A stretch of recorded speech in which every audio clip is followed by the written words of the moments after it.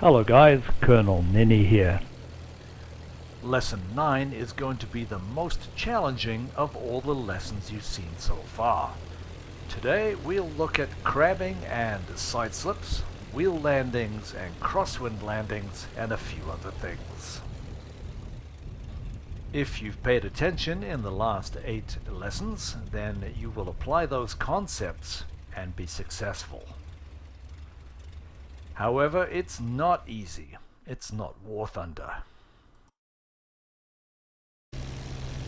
In Lesson 8, we saw how difficult it was to taxi the aircraft on the ground with a strong wind. While the landing itself may be a challenge, it is more of a challenge to maintain control of the aircraft after you've touched down. And what a pity to return from a successful mission only to crash on the runway because you can't control your aeroplane. We looked at crabbing into the wind, which would maintain a track across the ground along a road or a runway.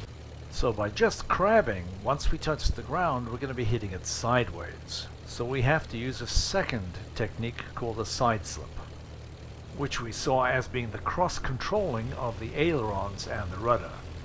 In this case, left wing down, right rudder. This slips us into the wind and stops us from drifting, and then our nose is held straight by the rudder until we touch down. Let's simplify this touchdown by doing it with zero wind. The objective here is to land on one wheel only and not let the second wheel touch down. This simulates a crosswind from the left as we touch down on just the left wheel itself. If we can maintain level flight with 1000 RPM, then 800 RPM should create just enough lift to have us roll the wheel along the ground. From level flight, we roll into the side slip. Touch the wheel down, add the power to keep it flying without ever touching down the right wheel. And so what I'm doing here also is I'm taking off with a side slip, which will prevent the wind from getting under my wing and lifting it up.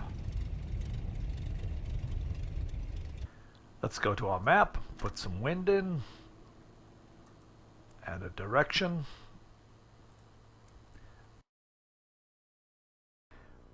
Okay, we're going to combine all those factors together and come off with a successful crosswind landing.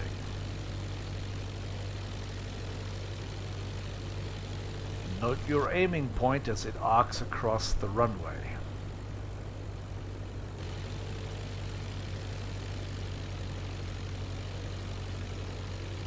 We will drift over to it.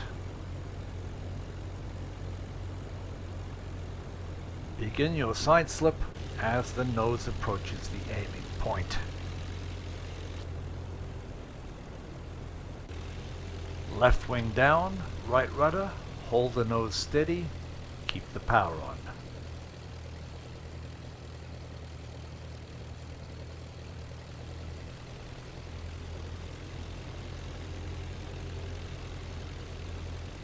Hold in the aileron input to hold the left wing down as the gear touches down. Power off and turn into the wind as gently and quickly as possible. No, it's not easy, but that's the realism of this game. It's exactly the feeling you have when you're trying to land a light aircraft in a strong wind. It wants to flip you over.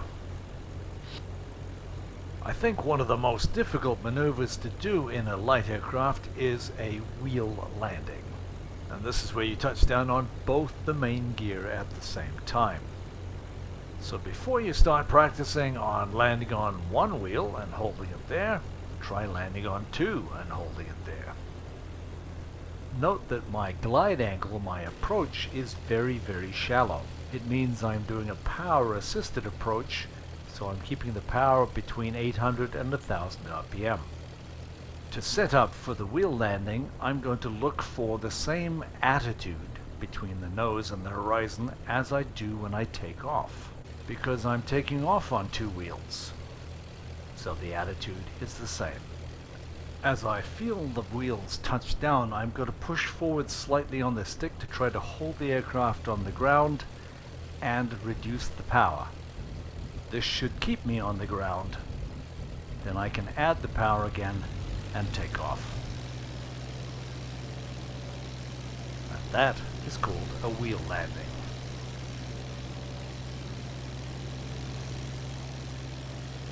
I also said the second use of a side slip is actually to lose altitude. But there's another way to lose altitude fairly rapidly if you're trying to get down to the ground in a hurry.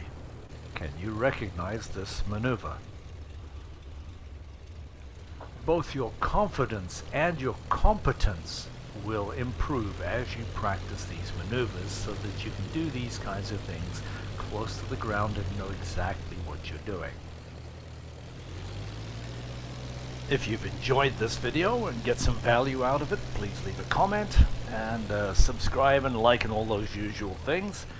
But if you want to see more of these videos, specifically with the IL-2 Battle of Stalingrad, we've got about 150 training videos for you to look at. So thanks for watching, guys. We'll see you next time.